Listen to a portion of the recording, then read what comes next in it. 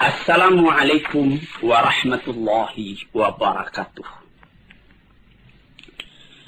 Hadirin, selamat mendengarkan radio kita ini. Sekarang kita akan masuk membicarakan lagi tentang martabat kehidupan.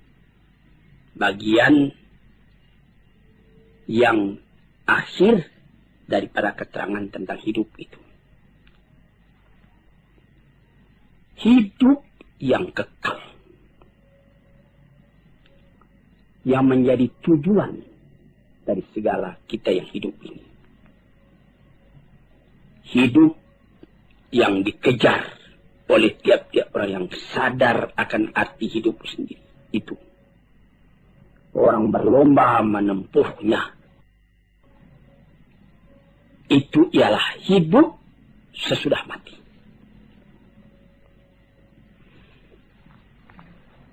Itulah yang diserukan oleh kitab-kitab yang diturun oleh Tuhan. Itulah yang disampaikan oleh nabi-nabi yang diutus oleh Tuhan. Wa ma hadhil hayatud dunya illa lahu wa la'ib. Kehidupan di dunia ini lain tidak cuma main-main, cuma sanda gurau. Wa inna daral akhirat adalah yal hayawan law kanu ya'lamun. Hidup di akhirat itulah hidup yang sejati kalau sekiranya kita fikirkan dan kita ketahui, direnungkan betul-betul. Hidup yang sekarang ini dibandingkan dengan kehidupan yang kemudian itu adalah seperti hidup sekarang ini seperti tidur saja. Sebagaimana telah kita katakan pada pengajian-pengajian kita yang telah dahulu. Hidup yang sejati, hidup yang akhir. Ingat daral akhirat adalah yang hayawan. Hidup yang sejati, kalau kita pikirkan, itulah hidup akhirat. Dengan demikian kita dapat membuat supaya kehidupan yang sekarang ini menjadi kebun. Ad-dunya mazra'atul akhirah. Dunia ini adalah seperti perkebunan untuk mengambil hasilnya di akhirat. Mendorong kita supaya di dunia ini berbuat baik banyak-banyak. Jadi kehidupan dunia ini sudah menentukan kehidupan akhirat nanti. Kalau di sini yang baik yang kita kerjakan, lepas dari kehidupan ini kita menerima kebahagiaan, kesenangan.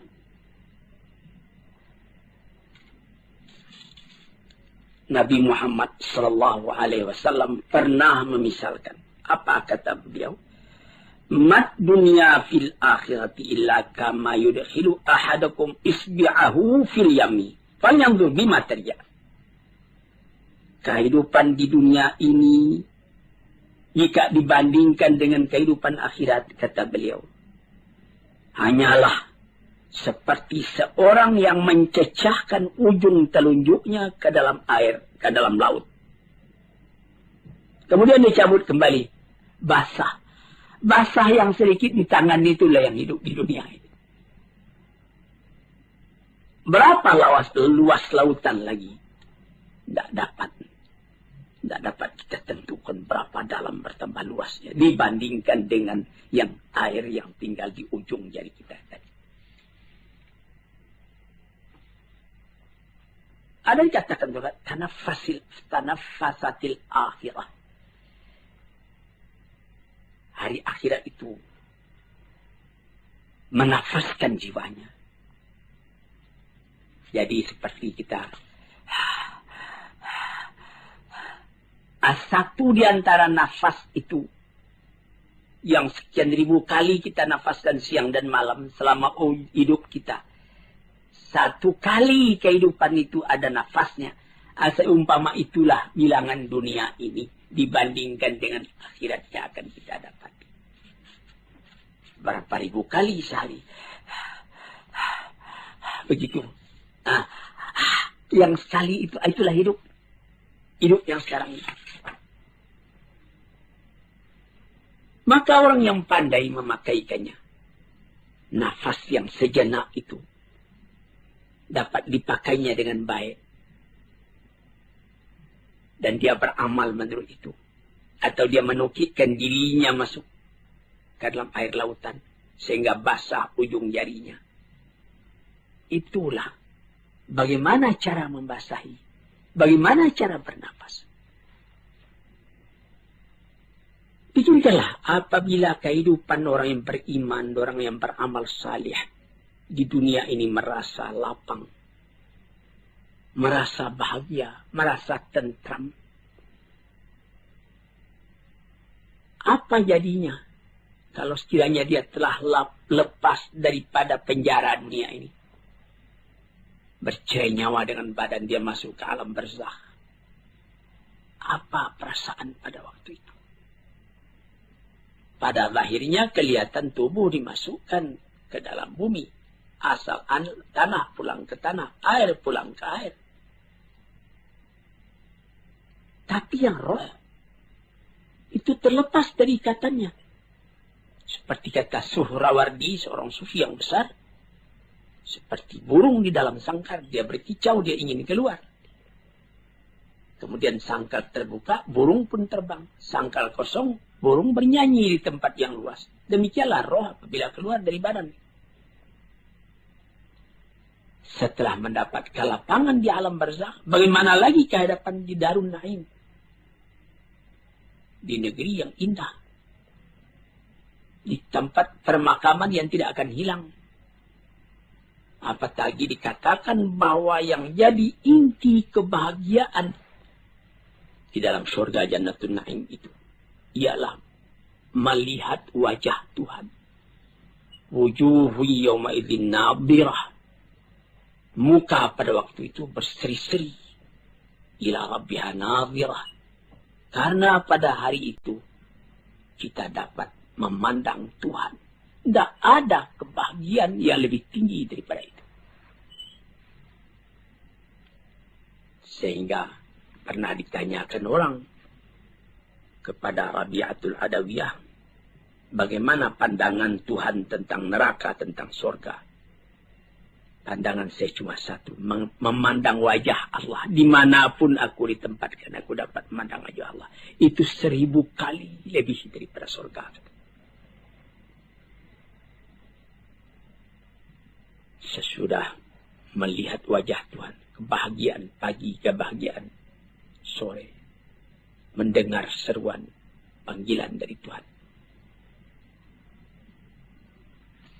Kemudian timbullah tanya, ma sababu takhallufin an nafsi an talabi hadil hayat allati la khatara laha. Mengapa maka mereka itu, manusia itu kebanyakan sungkan, takut menghadapi kehidupan yang sejati itu? Mengapa mereka melengah daripadanya?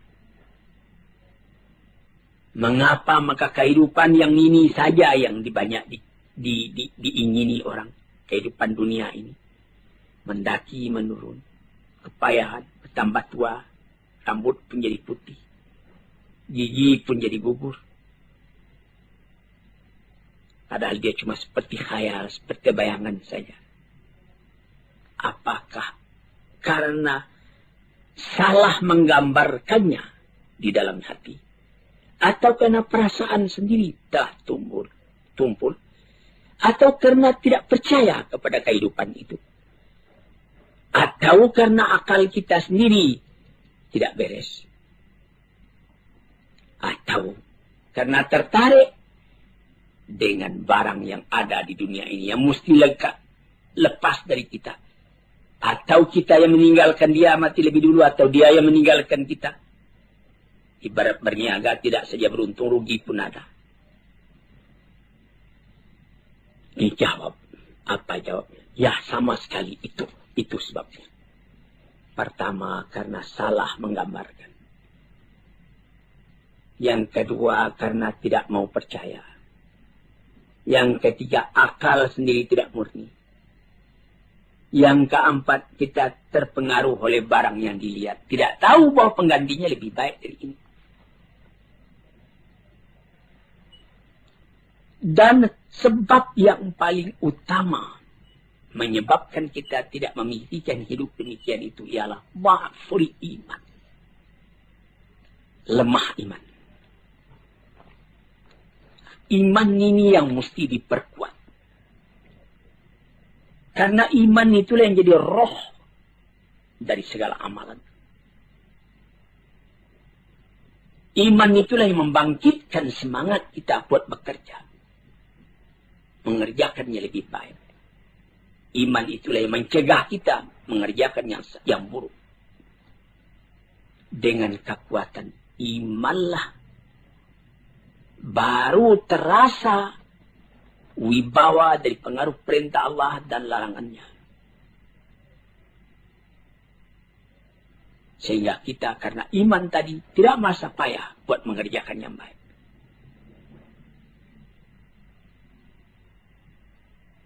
Itu. Maka apabila kuat iman, kuatlah kerinduan kepada hidup yang demikian itu.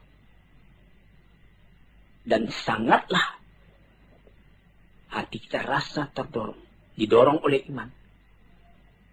Buat beramal karena mengingat akan hari itu. Hadirin para pendengar yang terhormat.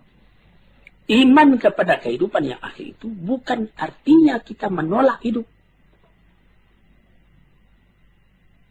Bukan menyuruh kita cuma sembahyang saja dari pagi sampai sore, sampai petang, sampai malam, sehingga tidak tidur lagi.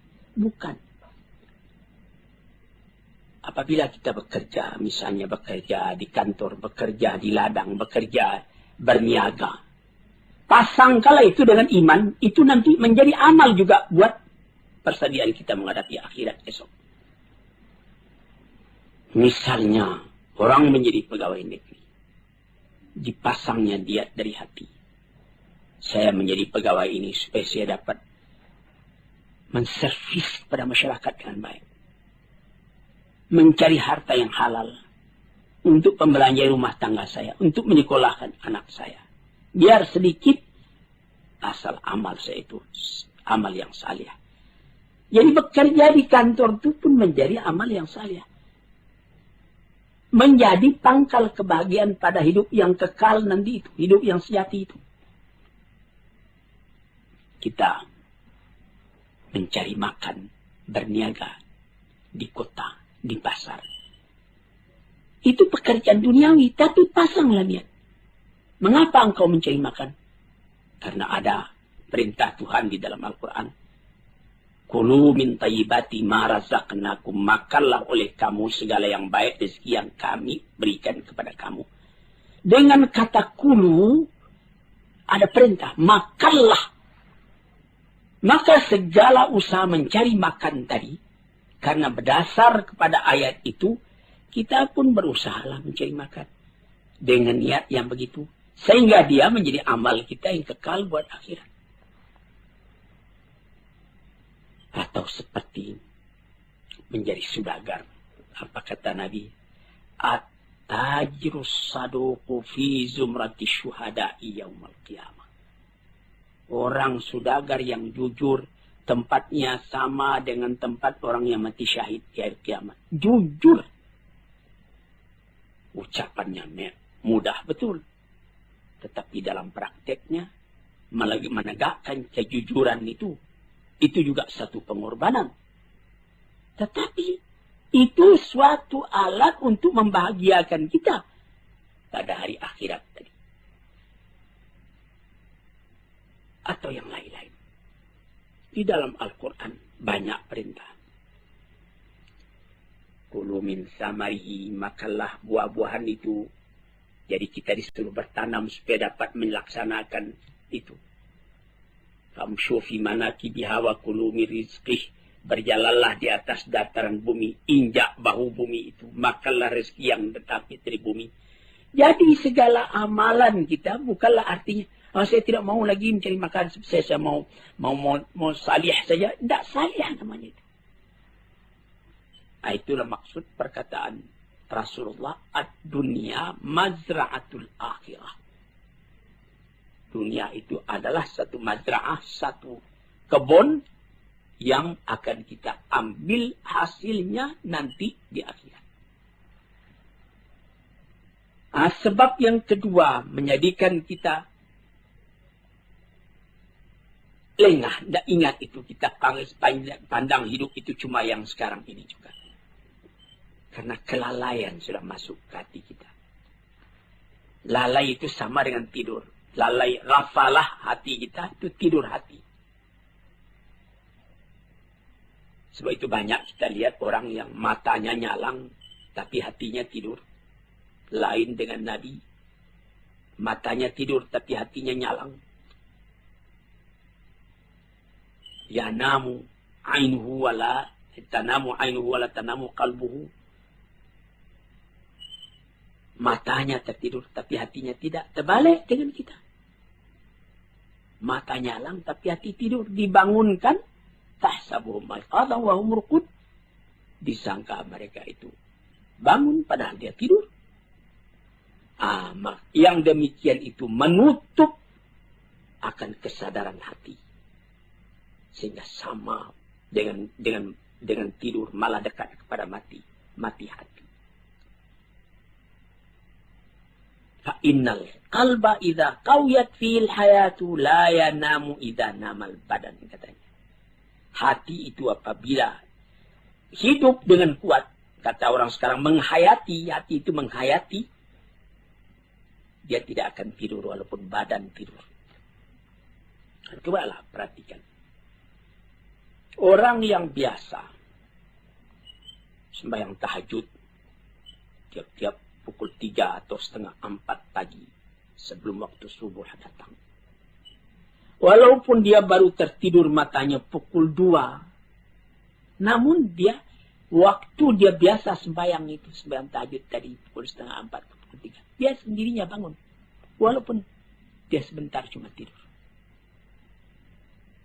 Karena sudah didesak oleh satu kesadaran batin. Sehingga lebih dulu bangun hatinya daripada matanya. Itu dapat kita perhatikan. Nah, tapi kalau orang yang memang hati itu yang tidur, sampai kepada mata juga tidur. Kadang-kadang berlarut-larut saja, maghrib tidak, isya tidak. Sampai jangankan tahajud, sedangkan yang wajib pun lalai dia mengerjakan. Karena dia tidak ingat kehidupan yang sejati bukan di sini.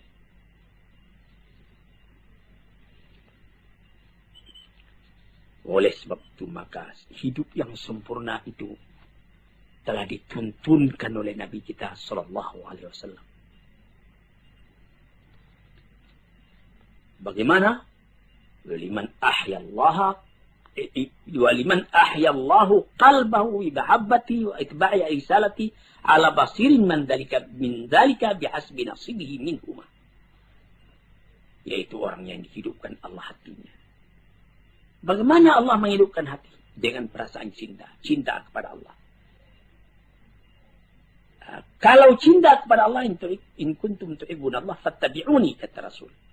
Kalau engkau betul-betul cinta kepada Allah, ikutlah aku supaya cintamu itu bisa berhasil. Orang mengaku cinta kepada Allah, Rasul ditinggalkannya, dia bikin ibadat sendiri. Menurut khayalnya masing-masing. Tidak jadi. Rasul itu yang telah dipilih oleh Tuhan. Buat menjadi utusannya, menerangkan mana kehendak Tuhan.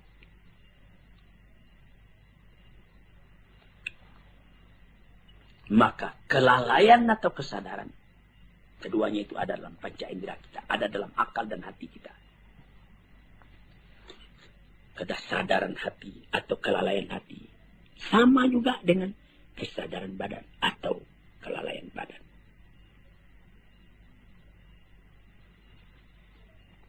Kesadaran perasaan terbagi dua. Kesadaran hati pun demikian juga. Kesadaran badan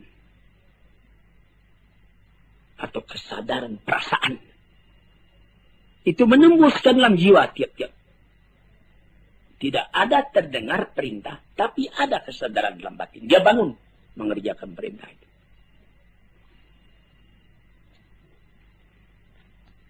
Sebab itu maka apa saja pekerjaan yang kita kerjakan haruslah ada kesadaran.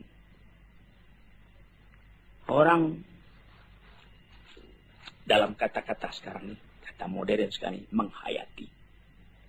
Orang bisa ya bangun pagi, bayang, subuh, 2 rakaat, buka pintu, keluar, kamar mandi. Maka kamar mandi, buka pintu, sembahyang itu sudah rutin saja, tidak ada hayatannya lagi. Sehingga ada orang yang lupa, apakah saya sudah buka pintu tadi? Atau dia kunci pintu, tadinya dia sudah kunci karena sudah biasa begitu saja. Lalu dia nanti setelah masuk ke tempat tidur, dia pulang, saya sudah kunci pintu tadi. Padahal tadi sudah. Mengapa maka sekarang diulangnya lagi, dia tidak pergi mengunci?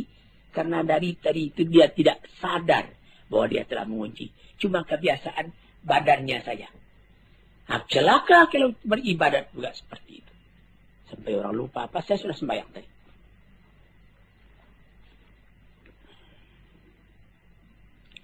Hadirin yang terhormat, saya rasa untuk keterangan pada hari ini cukup sekian. Moga-moga Allah memberikan ketenangan dalam pikiran kita, sehingga kita simpulkan kehidupan yang sejati itu. Itulah yang tujuan daripada perjalanan kita di dunia ini. Assalamualaikum warahmatullahi wabarakatuh.